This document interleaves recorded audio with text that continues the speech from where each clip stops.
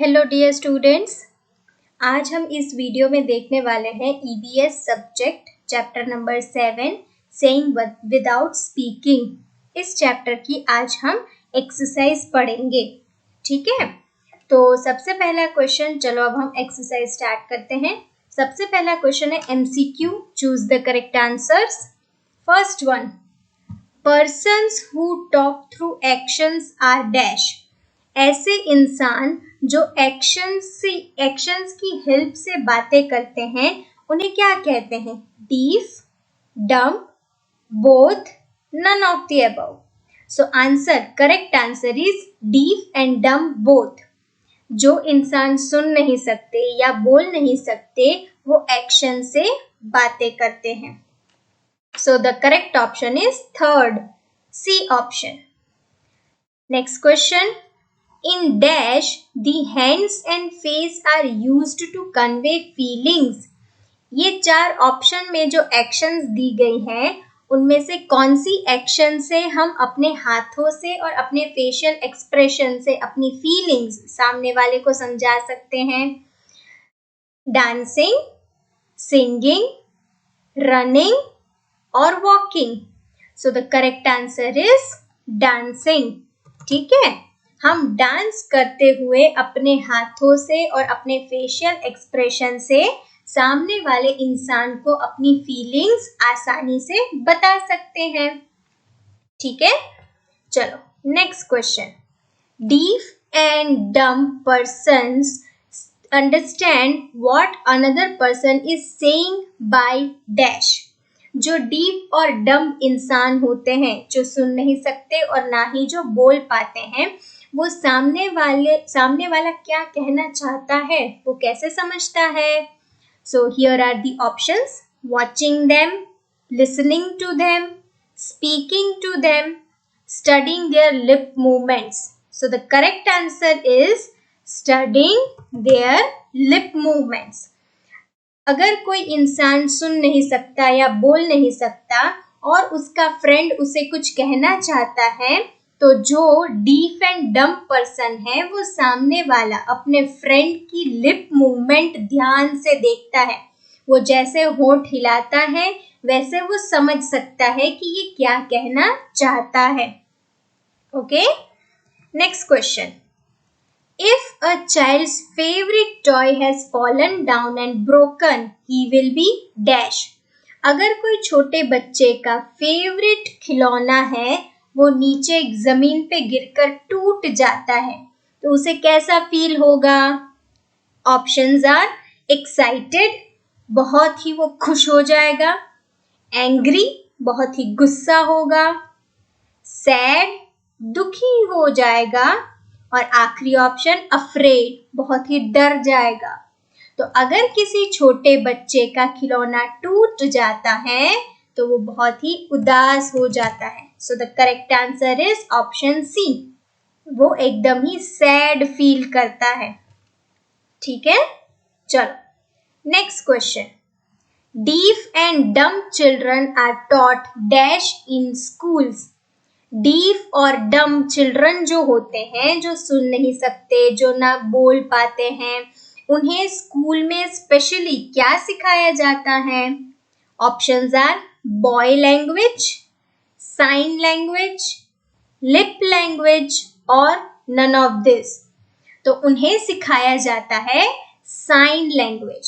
So correct answer is sign language, ताकि वो एक दूसरे से इशारों से, साइन करके, अपने हाथों से एक्शंस करके एक दूसरे की बातें समझ पाए और अपना मैसेज कन्वे कर पाए।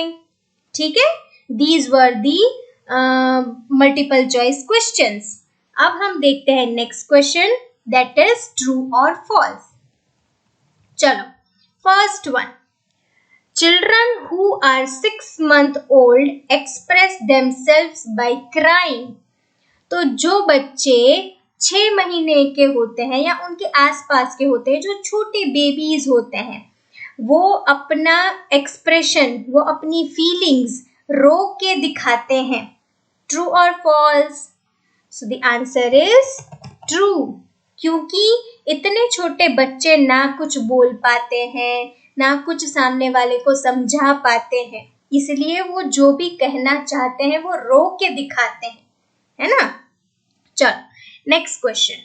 A child who is afraid of dogs will be excited on seeing a big dog. ऐसा बच्चा जो कुत्तों को देखकर डरता है, तो क्या वो कुत्तों को, जब कुत्ते उसके पास आएंगे तो वो एकदम ही एक्साइटेड हो जाएगा, क्या वो बहुत ही खुश हो जाएगा? सो द आंसर इज रॉन्ग, है ना। आंसर इज रॉन्ग, क्योंकि अगर हमें किसी चीज से डर लगता है, वो हमारे नजदीक आए तो हम उससे डर जाते हैं, ना कि खुश होते हैं। Okay, next question. In schools, we can learn many things from each other. School में हम एक दूसरे से बहुत सारी चीजें लर्न कर सकते हैं, जैसे कि आप सब स्टूडेंट्स एक दूसरे के फ्रेंड्स हैं, डेली आप स्कूल में मिलते हो, एक दूसरे के साथ बातें करते हो, डिस्कशंस करते हो, तो कुछ ना कुछ नया हमें सीखने को मिलता है। टीचर्स भी हमें डेली नई नई चीजें सिखाते हैं, नए नए टॉपिक्स डेली समझाते हैं, हम अच्छी अच्छी एक्टिविटीज करते हैं। सो इसका आंसर क्या होगा students? True. Okay, next. Julie's little sister was born just yesterday. She is very angry. Julie की छोटी बहन, अभी बस कल ही उसका जन्म हुआ, तो क्या वो दूसरे ही दिन उसे गुस्सा होना, खुश होना क्या होता है सब समझ पाएगी दूसरे ही दिन? Answer is false. नहीं, अभी उसे ये सारे इमोशंस एक्सप्रेस करना नहीं आएगा, क्योंकि अभी तो वो बहुत ही छोटी है। Okay, next question. My deep sister will never be able to sing well because she cannot hear the tune. मेरी जो सिस्टर है वो डीफ है, वो सुन नहीं सकती है, तो वो कभी गा भी नहीं सकेगी, गाना भी वो नहीं गा सकेगी। क्यों? क्योंकि वो सुन नहीं सकती, इसीलिए उसे कभी ट्यूनिंग तो सुनाई नहीं देगी। अगर हम सुन नहीं सकते तो हम कुछ बोल भी नहीं सकते और ना ही हम गाना गा सकते हैं। So answer is true. ठीक है स्टूडेंट्स, तो ये रहे आपके ट्रू और फॉल्स के क्वेश्चंस, साथ में उनके आंसर्स। चलो अब हम देखते हैं आगे। Next is fill in the blanks. First one, most of us can dash and dash. ज्यादातर हम सारे इंसान क्या नॉर्मली कर सकते हैं? तो most of us can hear and speak, है ना। ज्यादातर हम सब सुन भी सकते हैं और बोल भी सकते हैं। बहुत ही कम ऐसे स्पेशल चिल्ड्रन होते हैं जो डीफ और डम होते हैं। Next, all of us cannot dash everything well. हम सब लोग सारा काम नहीं कर सकते, सब में कुछ ना कुछ स्पेशल थिंग्स, कुछ ना कुछ खामियां होती है। So answer is all of us cannot do everything well. Okay, next question. Small children tell a lot through their dash and dash before they learn to speak. पहले हम आंसर बता देते हैं, फिर मैं एक्सप्लेन करती हूँ। सो फर्स्ट ब्लैंक में आएगा फेस एंड सेकेंड ब्लैंक में आएगा हैंड्स। ठीक है, small children tell a lot through their face and hands before they learn to speak. जो छोटे बच्चे होते हैं, 6 महीने 8 महीने वाले छोटे छोटे बेबीज जो अभी बोलना नहीं सीखे हैं, वो अपनी फीलिंग्स कैसे बताते हैं अपनी मम्मा या अपने पापा को? उनके हाथों से और उनके फेस से, फेशियल एक्सप्रेशन से।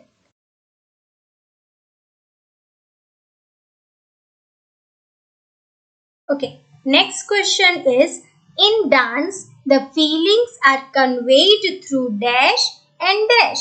जब हम डांस करते हैं तो डांस करते हुए हमारी फीलिंग्स हम कैसे बताते हैं? So through भाव्स and मुद्रास. मुद्रास आपको पता ही होगा, हमने एक्टिविटी करी थी, है ना? बस वही मुद्रा की ये बात है. Next question. Yamini's mother is dash with her because she broke the bottle of pickle. Yamini की मम्मा यामिनी पे क्या थी? सॉरी, बहुत ही गुस्सा हो गई थी. क्यों?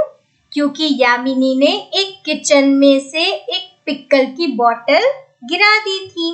सो गुस्सा होना को इंग्लिश में कहते हैं एंग्री. ओके, सो ये है आपके ब्लैंक्स और उसके आंसर्स. ठीक है, I hope you understood it. Now next question is match the following. चलो, फर्स्ट वन इज आफ्ताब. ये सारे नेम्स हैं जो हमने फेस बनाए थे अलग अलग इमोशन से अपनी टेक्स्ट बुक में, आपको याद होगा. तो first one was Aftab. Aftab का हमने कैसा फेस बनाया था? सैड. क्यों? क्योंकि आफ्ताब का खिलौना टूट गया था. Second is Jully. जूली का फेस हमने बनाया था एक्साइटेड. क्यों? क्योंकि जूली के घर एक दिन पहले ही उसकी छोटी बहन का जन्म हुआ, इसलिए बहुत ही खुश थी, बहुत ही एक्साइटेड थी. Next is Rehana. रेहाना का फेस हमने कैसे बनाया था बच्चों? अफ्रेड. अफ्रेड मतलब डरा हुआ, क्योंकि रेहाना कुत्तों से बहुत डरती थी, इसीलिए हमने उसका फेस बनाया था अफ्रेड. यामिनीज मदर, वो तो हमने अभी डिस्कस किया. एंग्री फेस, वो गुस्सा हो गई यामिनी पे, है ना? So these are match the following और सामने उसके आंसर्स. ठीक है, चलो अब हम देखते हैं last part of this exercise, that is question answer. First, in the poem I have a sister, my sister cannot hear. What does the sister like to do? ये जो पोयम थी उसमें एक बड़ी बहन थी और उसकी छोटी बहन थी. जो छोटी बहन थी वो डीफ एंड डम्ब थी, मतलब वो स्पेशल चाइल्ड थी. फिर भी उसे क्या करना पसंद था? उसकी फेवरेट एक्टिविटी कौन सी थी? The sister likes to play piano. चाहे वो स्पेशल चाइल्ड थी, लेकिन उसकी फेवरेट एक्टिविटी थी पियानो प्ले करना. सो मैं यहाँ आपको आंसर लिख देती हूँ. The sister likes to play piano. Okay, ये हमारा फर्स्ट आंसर. चलो next one. In the poem how does her mother help her sister at home. जो स्पेशल चाइल्ड छोटी सी सिस्टर थी, उसकी मम्मा उसे कैसे हेल्प करती थी उसके घर में? तो I will tell you the answer. The mother helps the child to learn lip reading. उसकी मम्मा उसे लिप रीडिंग सिखा रही थी ताकि वो स्कूल में अपने फ्रेंड्स से लिप रीडिंग करके अपना मैसेज कन्वे कर सके. वो क्या बताना चाहती है अपनी फ्रेंड्स को, वो लिप रीडिंग से समझा सके और सामने वाले की बातें खुद समझ सके. So I will write here answer. The mother helps the child to learn lip reading at home. Okay, so ये था आपका सेकेंड आंसर. अब हम देखते हैं last answer. In the poem what words spoken by the deaf sister are not understood by others. जो special child है वो जब स्कूल में ऐसे कौन से वर्ड्स बोलती थी, मतलब समझाना चाहती थी लिप रीडिंग से, लिप एक्शन से सामने वाले को, लेकिन उसके टीचर्स, उसके फ्रेंड्स वो समझ नहीं पाते थे. तो ऐसे 3 वर्ड्स थे. ठीक है, वो आपको याद रखने हैं. 3 words. First one sister, second water and third thumb. वो 3 वर्ड्स आपको बस याद रखने हैं। Very simple answer. चलो तो मैं यहाँ लिख देती हूँ। Words like sister, water and thumb. ये 3 वर्ड्स जब ये स्पेशल चाइल्ड एक्शन से अपने फेस से अगर कुछ समझाना चाहती तो सामने वाले टीचर्स और उसके फ्रेंड्स वो नहीं समझ पाते। Are not understood by others. Okay students, तो यहाँ हमारी ये एक्सरसाइज कंप्लीट हुई। आपको इस वीडियो में देखकर क्वेश्चन एंड आंसर कहाँ से लेकर MCQ से लेकर लास्ट क्वेश्चन आंसर तक सारा कुछ अपनी नोटबुक में कंप्लीट करना है। इस वीडियो में क्वेश्चन के साथ साथ आंसर्स भी मैंने आपको लिख के दिए हैं। So please complete your EVS notebook from this video. Okay, have a nice day all of you. Bye bye.